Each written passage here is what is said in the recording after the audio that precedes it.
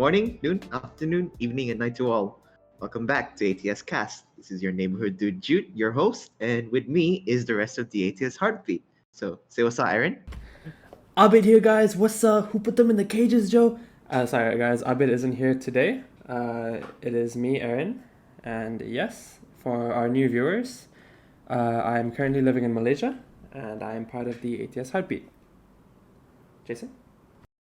Hello, my name is Jason. I am 22. I'm currently in Malaysia as well. And this would be actually Abid's first time not in the podcast. That is true. So that Damn, would wild be dude. so yeah. But anyways, I'm Hey, fun fact: do you know you can't spell ATS without ABID? Wait. wait. Wait, there's a B in ATS. Wait. Yeah, don't worry about it, dude. that You know how some people that like, don't add up. That don't add up. yo, you know how some people are like, yo, Quick is my middle name, dude. Same energy, dude. It's same stupid. It's like energy. Same stupid. Yeah. Same stupid, damn. Anyway, so yeah, your neighbor dude Jude here from LA. Yes, I'm a student as well, but just the three of us, huh? This week, kind of crazy. Yes, sir. When we usually have more than 5 people for a given episode, like the amount of things that we can talk about and the options to the kinds of interactions and perspectives we have is a lot, no? But you know what else is better with more people? Gambling, bro. Hey, gambling, bro. As we end, no, we're heading into Chinese New Year, right? Yes. So, for Yes, those sir. of you in the Western world or unfamiliar with Chinese tradition, this marks the beginning of a new year, correct, Jason? Yes. Yeah, lunar year in a Beginning of a sense, new lunar year, new year in the Chinese calendar. right? So, what Essentially, year is it now? it is a year of the ox. Oh, yo, time to make Ox the homie, I guess. Mumu, Is dude. that how it works? Wait. Yo, Alistair, dude. For all the league people out there, Wait. I don't play league, so I Quick don't know, dude. question. Quick question. Yeah. If it's your year, like if let's say it's your like born in the year of the ox, is that gonna be like a successful year for you, or like how does See, that work? it's just I'm not too sure about that, but as far as I know, um, when you're born, when you're celebrating like your year, Mm-hmm. which in this instance could be someone I know closely. Do I know anyone who's born of this year? I Are can't any think of of. us year of the Ox? No, I'm rabbit. 97, I'm 97's dry. now. Yeah. So, I mean, there's definitely good luck, but it's not always like the best of luck. It's more so you have better luck than others, as far as I know, according to the Ah, I okay. zodiac. see. I So see. mediocre luck, dude. So average luck, dude. So it's like an average year lah. Average, yeah. Viewers, if I'm wrong, y'all can correct me if you're like some zodiac fans. Yeah, dude. Comment on Spotify, dude. This Jason Tan wrong, dude. Any Zodiac fans in the chat? Comment on Spotify. Um, Oh damn. sure. Anyway, that's a good intro to Chinese New Year, Jason. I think that's already a good brief on people who don't know, because I don't think Americans even realize the fact that there is a Chinese New Year, dude. From what I can tell, based in LA, like there's literally no sign of a new year, a new Chinese New Year, at least. Um, but yeah, back in Malaysia and a lot of Asian countries, these festivities they're usually marked with like aplomb ceremonies and like wild gatherings, right? Like extended family coming over to one house. And Yeah. this is sorry? No, keep going. I'll just Yeah. agree. Yeah. Anyway, yeah. So these ceremonies and gatherings they're ripe for gambling, dude. I mean, talking about gambling, my perspective is like for within my extended family at least, when there's like a major event like Christmas, for example, that's when we start gambling, and I assume that's also the case for families that celebrate Chinese New Year, right? Yes. It's a very integral part of the tradition, to be honest. As far as the few Integral. Oh. families, like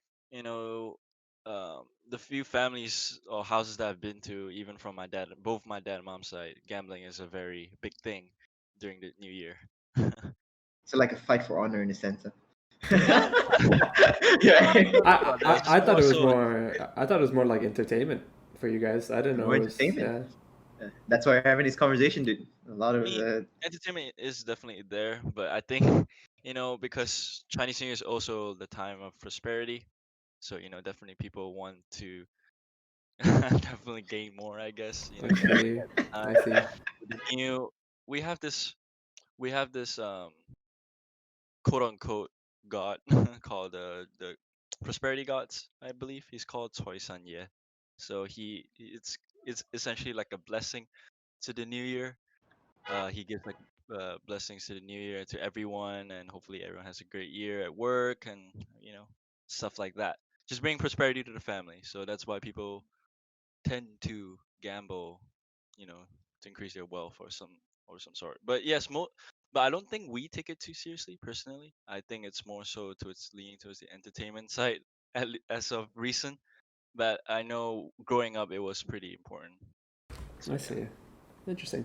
Huh. It's kind of funny, because from an outside perspective, right?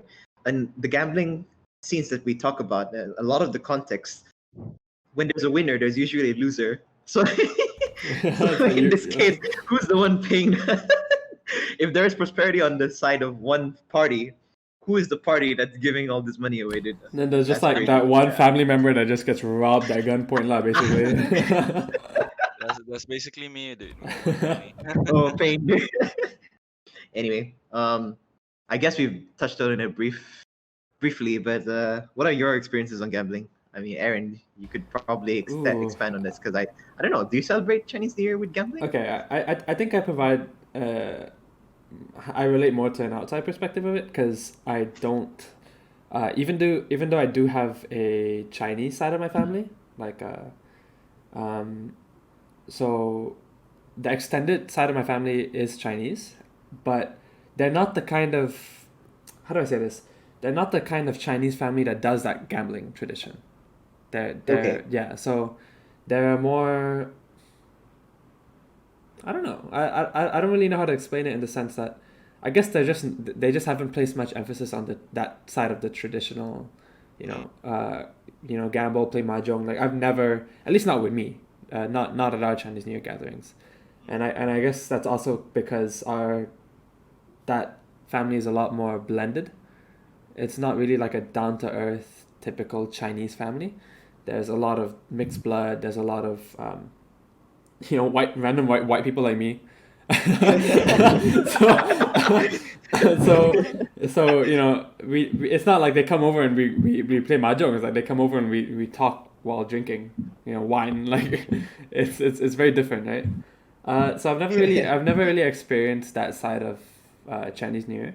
Of course, I've known of the prosperity, like the good luck, the wealth and stuff like that. And some of my family members do gambling on the side during Chinese New Year because it's prosperity time, right?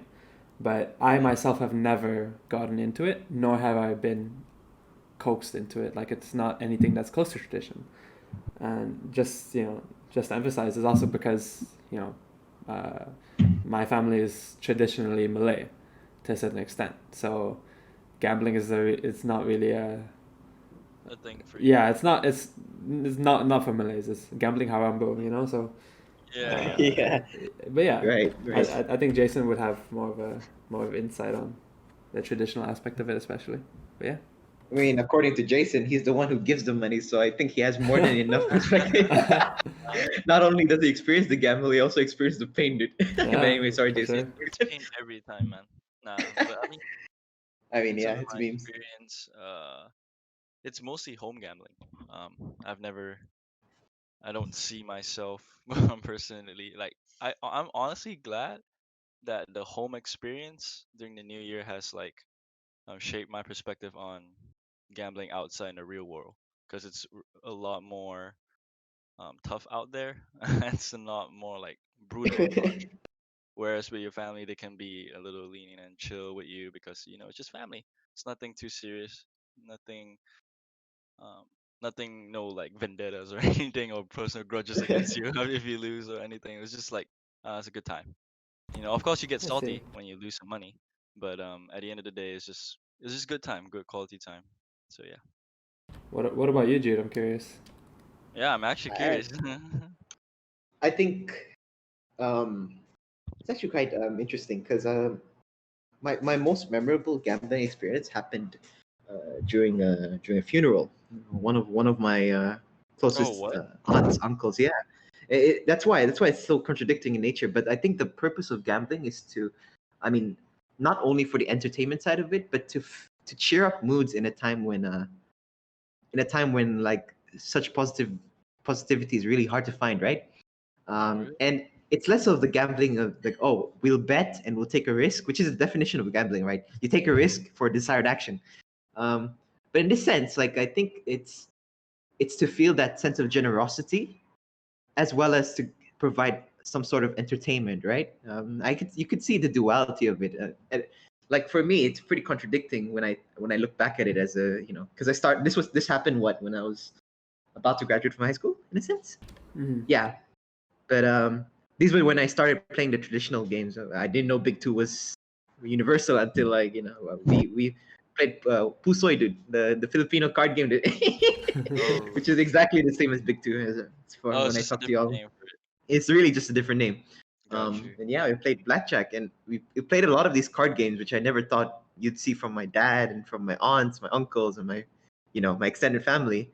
Um, but I think they also were like, let's loosen the restrictions of all the issues that we have in life, and let's just focus on card games. Let's just make ourselves relax. I think that was the point of it, and like the risk factor of that gambling sessions that we've had were more associated with the generosity of taking that risk, for example, right?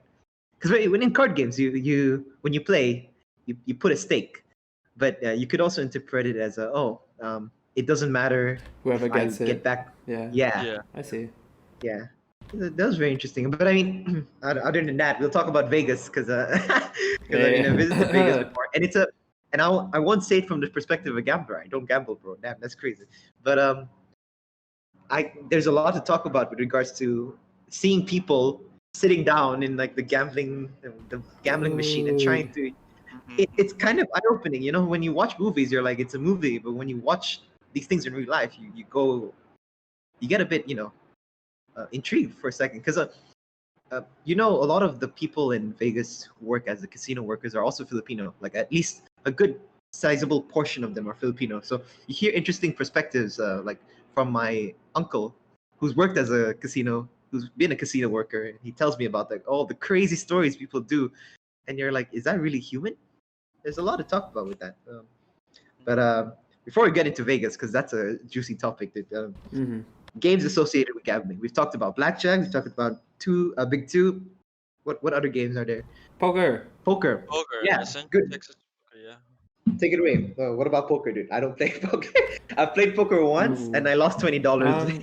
So not a good time. Okay. I've always been that kid growing up that wanted to gamble with friends. I know this sounds bad, but like, ever since high school, I would always be like, dude, let's play poker, and then everyone's like, sure, and I'd be like, okay, I'm gonna put two in it, right? But no one would ever want to gamble, which I think kind of was a good thing because it never reinforced it when I was younger. Everyone not wanting to gamble with me kind of made me not want to gamble either, if that makes sense. But Yeah. Hmm.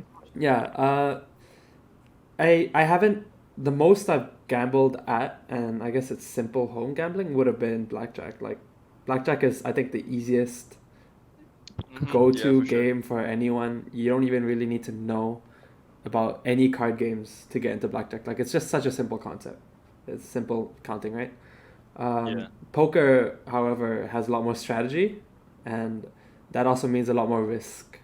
And there's a bit of a skill curve to it. I can't speak too much on it because I'm not like an avid poker player, but I did at a certain time play poker online, like Zynga Poker, Texas Hold'em. Like they have all Texas these, Hold'em, yeah, dude. they have all these apps and websites and online games where you can simulate the gambling experience without actually putting in money.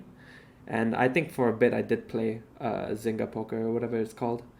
But yeah, it was a very interesting experience for sure. I mean, there's a lot of games out there.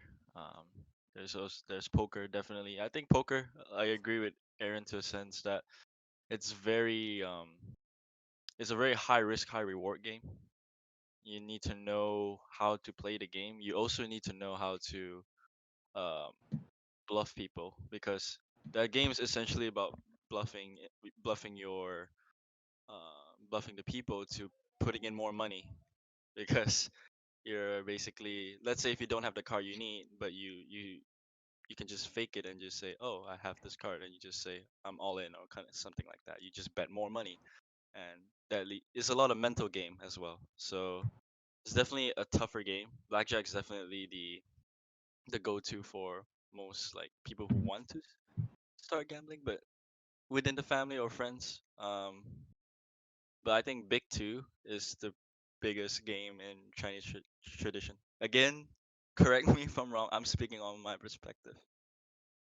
Within my family, Big Two, Mahjong, is a very very big games within the gambling scene. In at least on the Chinese side, for sure. But if we're talking casino based, that's pretty much all I know, honestly. I only know poker and blackjack because I myself don't gamble too much Right. unless it's during Chinese New Year and it's only I within the mean, family. So that's fair, dude. But I mean, we could expand on mahjong because when Crazy Rich Asians came out, oh the way yes, they portrayed mahjong is like, oh, this is how I use you as a barometer to see whether you're qualified for my son or not. They It yeah, kind just they of just fucking yeah, dramatize right. mahjong, bro. It's Like, dramatized, but there's a sense of realism to that, right? Because mahjong is yeah, such an ingrained part of Chinese culture. I mean, Jason, you have a lot to talk about with regards to grandma, right? For example, yeah, I yeah. mean, or people close to you. I don't know what mahjong. I don't know how to play mahjong, dude. So I can't can't really speak on that perspective. But from an outside perspective, it's wild. It's wild how integrated the game is to It their is. culture. I mean, I can't imagine people like you know, Western families playing chess and betting on who wins the chess. I mean, I, It's I, I feel like, like that would be if there's any comparison, that would be the closest comparison from a Western That side. could Like, that would yeah, be like you checkmate and you walk away and it's like you can have my daughter, like some weird shit. I know. I Yeah. mean, of course, you could talk about the cards. Cards being compared to like East Asian card games compared to Western card games, but it's different because mahjong is also a strategy game. No, like you actually need mental it's a and talent. really big strategy game. Yeah. Yeah, so I can't imagine myself being like, yo, I'm chess grandmaster, dude. Bet $500. Can't do that. Uh, Yeah. that's wild. But Aaron, back to your point. You said you wanted to, you used to try to gamble as a kid, dude. It reminded me of the time when the Yu-Gi-Oh cards back in primary one. Jason, wait, were Bro, you? I met Jason. Oh, Yeah, you guys really? were with me. dude, I Yeah, had yeah, yeah. I I Primary had two, the dude. I had the hand thing that shot out the card or whatever.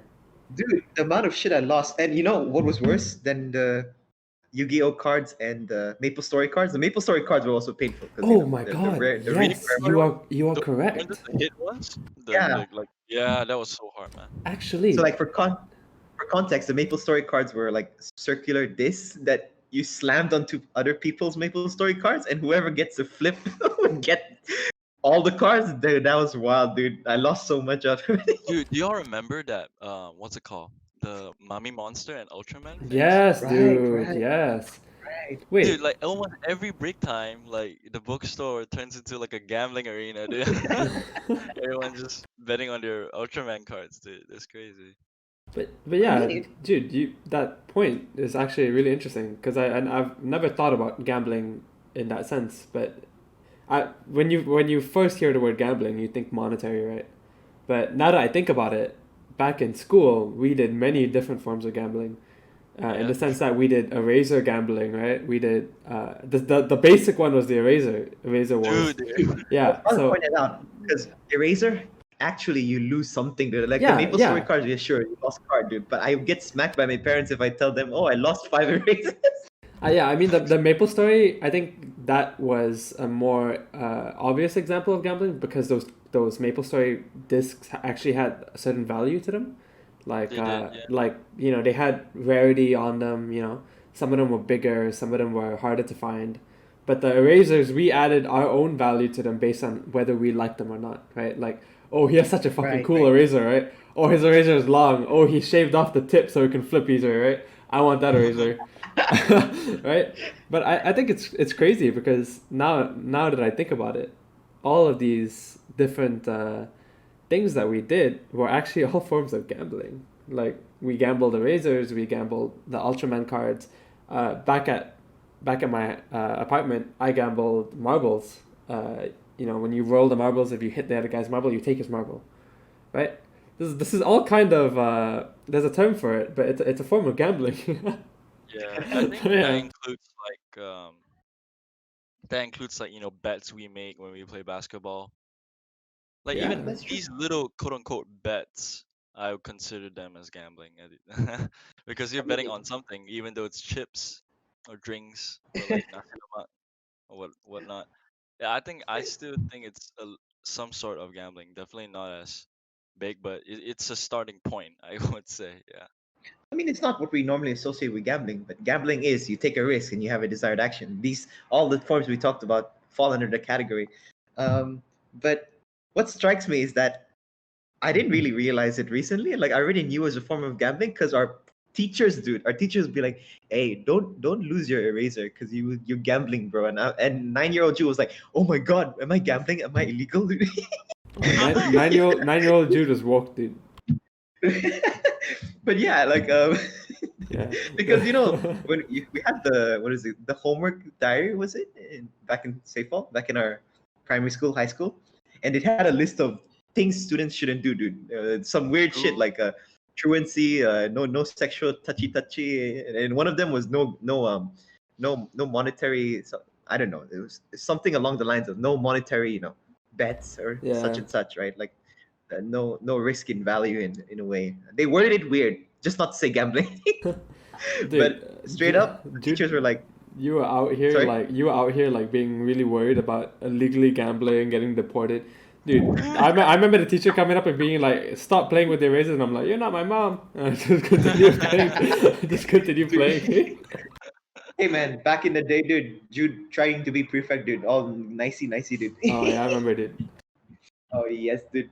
Then Uh, but I mean, yeah, like look at the diversion we've gone towards. We're now talking about the days where the simple forms of gambling, but it's kind of weird, right? Because we're used to that kind of environment where people gambled for very petty things like erasers and Maple Store. Okay, Maple Store cards are not petty, but like very trivial things.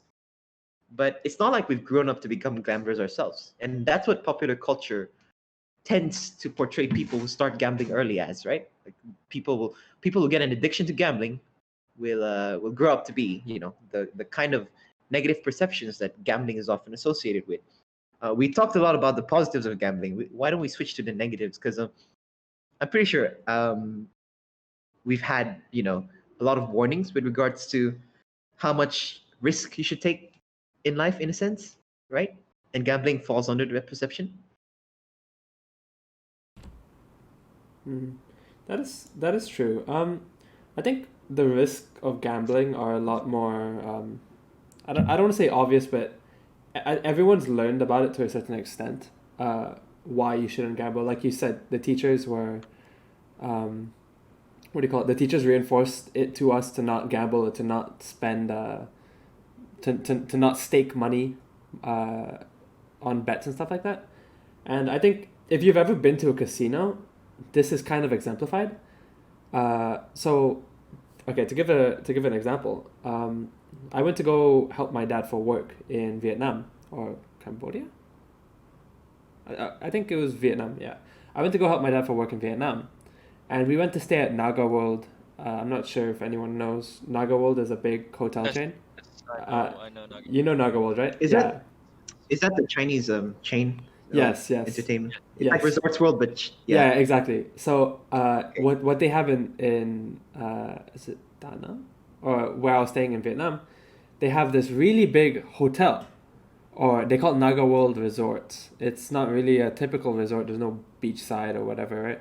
But it's a hotel merged with a casino, and this was the first time I've seen anything like it. And I'm sure maybe if you've frequented Vegas, and I've been to Vegas before, and I've seen hotel casinos before, right? You see a casino on the bottom level and the hotel's at the top, right? But it was as if someone took a casino and someone took a hotel and squished it together. There was lottery machines next to the reception. There are lottery machines next to the toilets. There's lottery machines next to the elevators. and certain room floors have lottery machines outside. It's like the amount of gambling that was infused into this hotel was insane. And when you see something like this and you see the people that are sitting at these lottery machines, like I would head out for work at about 9, see somebody on the lottery machine, come back at about 5 6 p.m. and see that same person on that same machine. you know so I think once you start seeing the reality of the situation, you start seeing people that are literally lost in it, you really start to feel like how negative its impact can be. But we're so used to seeing, wow, this person won the lottery, and as humans, we're like, damn, he's so lucky. Maybe we can do it too, or maybe we can make it big, or maybe we can make some profit. And, some people do. But the reality of the situation is that there are a lot of people that are lost in that spiral of, if I keep trying, I'll make it eventually. If I keep sitting here, I'll eventually win it big. And I think that trap is just it's terrible. Like you lose your life to it. Um, so yeah. Yeah, I agree. Um, because many people um see gambling portrayed in movies as some sort of like, oh, you start off pretty shitty, then somehow the protagonist somehow makes a lot of money after, hitting with that one lucky shot. So I'm assuming um people are hoping to land that one lucky shot, as what Aaron mentioned earlier with the guy sitting on that same machine for the whole day. He's hoping to get that, but in reality, it's not that way. My closest experience to seeing the reality was basically going to Macau, which is the Asian version of Las Vegas. Vegas, yeah. The Asian version of Las Vegas. Yeah. We That's when I got a real taste of it because like it is a hotel. I think it's a hotel called the Venetian. Venetian. I don't know. That's where we stayed temporarily for a few days there. But that's where I really like. I was like, oh wow, like there's so many people on gambling, on the desk, on the slot machines, and people are just there camping. Like, people bring their backpacks, and you think it's like money in there, but no, it's like clothes and stuff. I see it. People like literally stay there just in hopes of getting rich from these lotteries. But in reality, it's not that way. I think the closest movie that got me into like gambling, not like it's like not really into gambling, but like the thought of gambling was, the Ocean series, Ocean's Yeah, 11, yeah, 12, yeah, 13, yeah, those kind of series. That is the one that I was like, oh wow, it's a real interesting concept. I think it is the same. As of 2 years ago when I was in Japan, when I saw like the pachinko machines. Aaron, if you know mm-hmm. what that is, Yeah, yeah, pachinko machines. Like like wait, people start gambling at like 9 in the morning, and they literally sit there for the whole day. Like, cause it's right across my hotel, and I see it, people like lining up and everything. I was like, oh wow, this is insane. I didn't know what a pachinko was. But some sort of like lottery machine, I believe. But it's still um, I'm getting sidetracked. But back to my main point, I think it's echoing Aaron's sentiment in the sense of um, creating a false reality for people because once you once you start winning, you want to win more. You don't be people tend to not won't tend to be like, oh, I'm done winning, but they greed for more. So mm-hmm. sometimes when you win, you greed for more, which results to a big loss. Then when you lose, you keep losing and you keep going down. So it's really like it's tough, man. It's like a win-win, but sometimes a win. Most of the times a lose-lose kind of situation. But I Yeah, think it really takes a toll on your mental mind, gambling for sure. So that's a real negative effect for me. Yeah. yeah. To add Mm. on that slightly, I think there's two big problems that I see, and I think, and a lot of people have realized this, especially when it comes to people that buy the lottery, right? And I'm sure you can chip in as well. It's just that humans cannot fathom like like numbers, right? When you see like the math behind the chances to win a lottery machine, right? The numbers are so great, like the odds are so pushed against you, but humans aren't able to fathom how close to impossible it is. You know, it's like the number is just way too big. It's like how, you know, there was this documentary I watched where they walked around and asked people lining up for lottery scratch tickets in the US whether they thought they were going to win. And a large majority of them said, you know, there's a chance I might win. Why not, right? And the fact is, there's no chance that they're going to win. Like, the chances that they're going to win are so slim that it's close to nothing. But that number is just way too big for them to even understand it and process it. You know, if we could understand and process that number, then we wouldn't even waste our time lining up for a lottery scratch ticket. Because we just rationalize it and be like, there's no point, right? It's literally a waste of time. And I think the second thing is, it's just people don't realize how casinos are built so that in the long run you always lose against the house. So that's just factual. It's like the longer you stay, the more you lose. And people don't get that, and it's sad to see, you know, because it's a vicious cycle. The longer they stay, the more they think they're gonna win eventually, and it's actually the more they lose and the more they get fucked over. You know, if you go into gamble, like if you go into gamble and you lose a bit and you leave, it's like it's fine. You know, if you tried and you lost. But if you go into gamble, you stay there for a whole day and you lose all day, then you leave bankrupt, right? So it's just sad. It's really sad to see. Mm-hmm. I mean, yeah, I agree with you in that because one good example.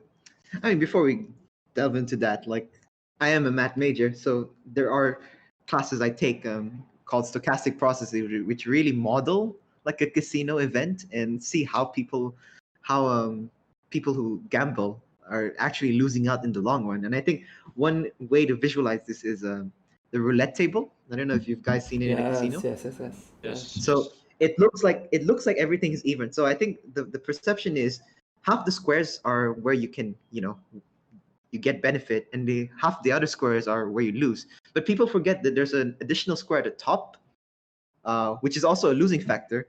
So technically your chances aren't 50-50. They're actually like 18 out of 37 or something like that. And if you continue playing in the long run, that actually wins towards the casino's favor and not yours.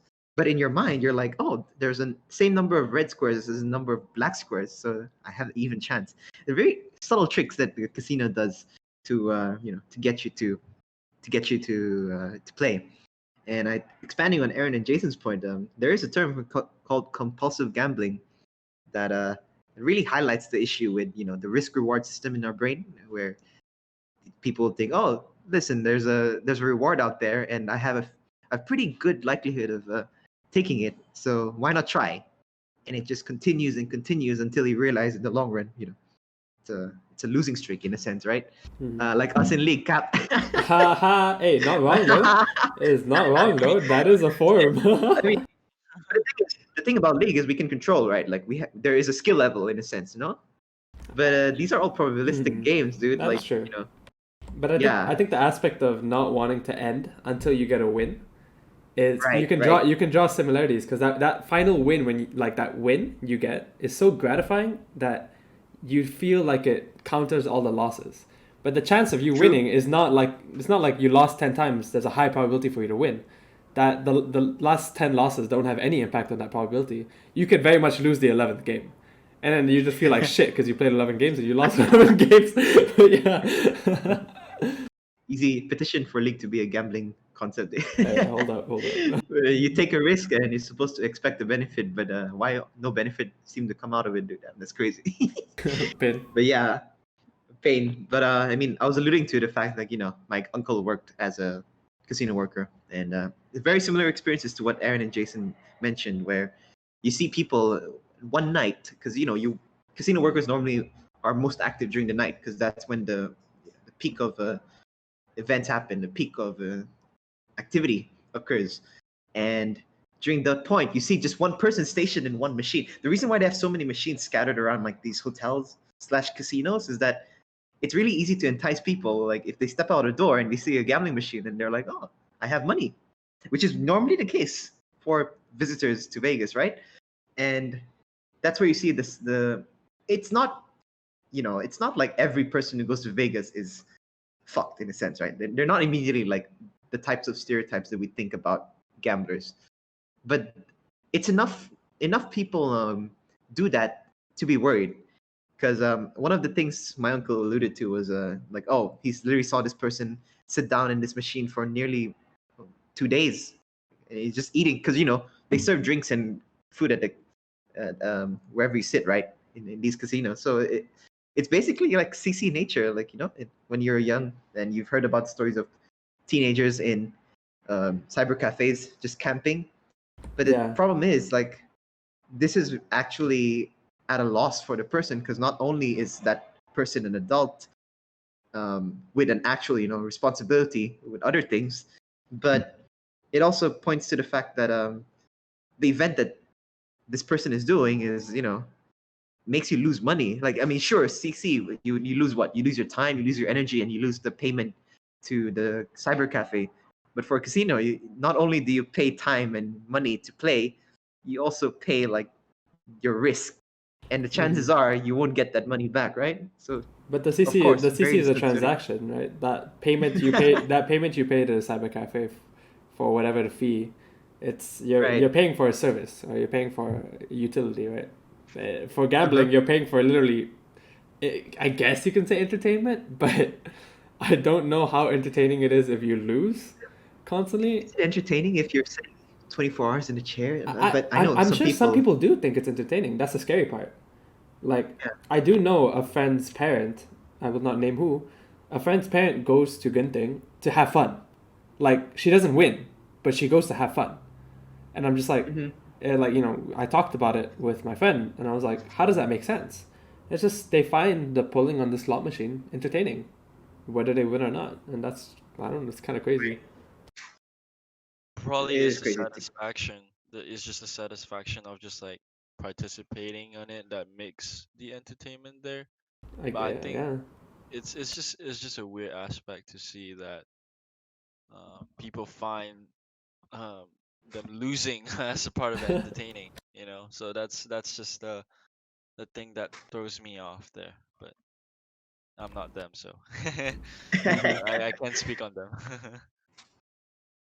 I mean, that also is a huge factor to why governments are very, restrictive about where casinos are placed, right? Because you tend to associate areas with casinos to be very, not only pure places of entertainment, but also there's a level of like, especially for people with a very conservative mindset. All of a sudden, that place isn't as exciting as it's supposed to be with the casino, right? Yeah. Yeah, that's why. I mean, especially now with Genting. So Genting's a resort in Malaysia that used to have a theme park. I don't know if they've reopened yet, but now all the association Genting has is the casino, because that's the biggest attraction so far, right? Like other than the It's the biggest outlets. casino in the KL area, no? Something like that? I'm not too Hmm. sure. It might be the biggest casino in Malaysia, actually. I don't know of any other big name casinos, to be honest. I mean, it's a I resort think world, there's so Sentosa, the surely Resorts World Sentosa could be one. Sentosa? uh, In not Malaysia, Singapore, so. homie. Oh, Malaysia. Okay, my Yeah, bad. yeah, yeah, But yeah. yeah, no, that's still a good point, Jason, because Resorts World Sentosa and Resorts World Genting, they're owned by the same company, dude. Like, you see what I Oh, Oh, mean? Like, really? true. yeah, they literally have the same name. So it's kind of wild to think about. And Resorts World Manila, another example. So you have all these big companies that are able to monopolize the casino market because they've started first, and they're regular businesses. I don't think this is a critique of Resorts World and MGM Grand and all those other casino companies, but it's more of like an insight to how the casino culture has become an institutionalized business in itself, right? Hmm. It's kind of wild because it's supposed to be such a simple form of entertainment, no? But they earn mad buck. They earn Yeah, I guess it's. damn mad buck. I mean, I'm sure this would be a topic for another conversation, but I think it's interesting how they function as a business, but with incredibly blurred lines. Because Mm-hmm. there's a lot of manipulation that happens in a casino, and it's the more you think about it, it's just crazy how it's allowed. Like everything from the sound, the lack of the lack of clocks, like the moment you walk into a casino, they manipulate your experience, and I'm not going to say hypnotize, but they pull you in and they keep you there, you know Right. and it has Right. to do Yeah. with every part of a casino. Like nothing in a casino is placed there for no reason, and it's crazy. Like how it's I find it to be a very blurred line, because if an advertisement was kind of misleading and led you to buy a product, even though you made that choice, some would argue that it's not ethical. In the same sense, if you walk into a casino to check it out and you get kind of dragged into it, is it really ethical? I don't know. I feel like it's an interesting thing to ponder on. Before we end, I just want to add a special part.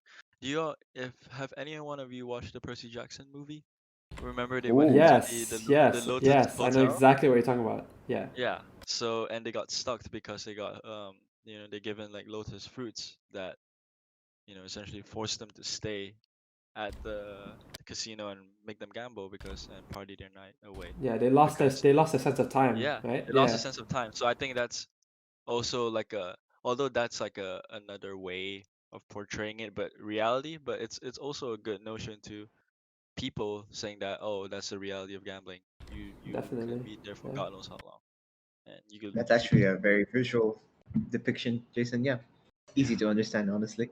Hmm. Yeah, I mean, but clearly it's something that needs to be discussed. But at the same time, let's not remove the positivity of gambling as a form of entertainment. It's still amazing, and going back to the festivity of it. There's a reason why we do it every year for a yeah, large for number of sure. families in Chinese New Year, right? True, true. Speaking of festivities, we'll go transition to our question of the week, because it is related to festivities as well. Very interesting question, at least in my opinion, because I made it. but Nice, nice. uh, no, but I mean, I asked myself this too, and I actually had trouble answering it. But the question is, what kind of fireworks, if you had little restriction with your choice, what kind of fireworks would you light up in your birthday? I'll answer this first, so give you guys some thought, because it really took me a while. But like for me, I can imagine like green spiraling fireworks, like the ones that look like a DNA strand instead of the typical like flower style. Yeah, Oh my yeah. Yeah, god. the ones go. Then you just say Yeah, like DNA in the back. Yeah, I feel okay, it. okay, no lah. I'm talking about the shape, but I'm Oh, talking okay. about yeah, XD. It's not gonna be an actual DNA firework. But yeah, so a I day. personally, yeah. Oh Go no, ahead. no. Go ahead. Oh, I thought you're Sorry, done. sorry. I'm done. I'm done. Oh, okay. I thought you were My bad. thinking. No, I was thinking the simple like the simple flower patterns. I don't like the one where it's too loud and explodes. Cause I like I like the subtle ones. Like the the really really subtle ones, like the yellow sparkles that goes onto the flower. Like, but yeah, I love those. Like those are my favorite. Yeah. Mm. Right? Fun fact. Did you know that most fireworks are named after flowers? Yes. Oh, Nani? Yeah. Oh, I did not really? know this. Yes. So firework patterns are named after flowers that they represent. Uh, Oh, cool, I cool. think I think my favorite would probably be the willow. I'm sure you guys know of it, but it's the one that blows up and then the all fireworks blow up, but it's the one that blows Oh, up it's like a and willow tree, yeah, it's like a like willow the tree, weeping like willow. Yeah, yeah, Yeah, it drops, it droops down. You know, yeah, I think that's right. really pretty. Like that pattern is beautiful. Um, yeah. yeah, that's very That nice. is beautiful. And you don't That's a see them. good. That's a good one. You don't see them very often because Mm. they're expensive, of course. But people kind of just shoot off the chrysanthemum fireworks more often, which is just the basic flower ones. But once you see Mhm. like a willow one, it's like that one rare one that they input. Like every 10 fireworks, they put that one really rare one. So I think it's Mm. always Mhm. very pretty to see. Yeah. That's Yeah. fair. On a side note, though, don't play with fireworks if you don't know how to use fireworks. Just anyone Yeah. who's Stay safe, thinking of that, kids. stay safe. Stay They always do safe. this in the Philippines every year. They could send a notice. Hey, this man injured his arm because he was playing with fireworks. Don't be that kid. Yeah. Don't be But Don't that lose your kid. arm because of that don't be kid. that kid. Yeah. Anyway, with that, let's go to our song of the week. Usual weekly entertainment. Aaron, would you like to start? Ooh, song of the week. Okay.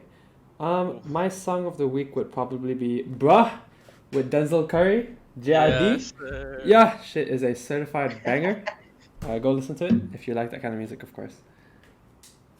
Mine would be a mustard beat by yourself by Ty Dolla Sign and Janae Aiko.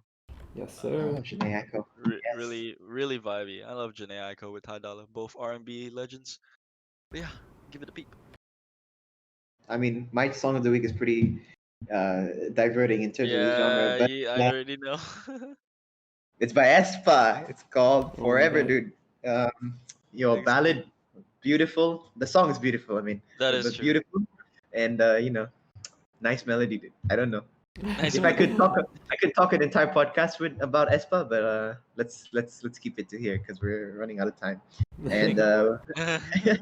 hey, man, aespa. I said aespa. Anyway, with that, it's a wrap, everyone. Thank you for once again tuning in to our fifth ATS cast of the season. Bye, everyone. Yes, sir. Ciao, Oh, ciao. Okay, Jason, okay. hit the outro.